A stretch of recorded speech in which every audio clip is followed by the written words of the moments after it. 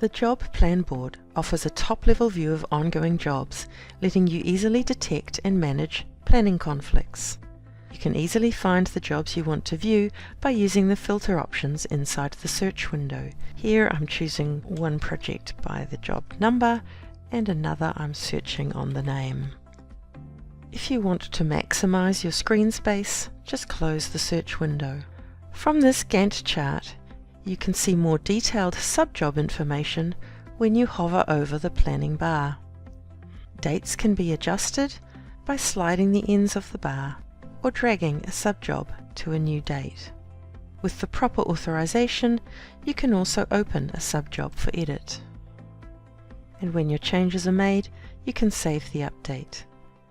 Additional filtering options let you determine the level of detail that you want to see.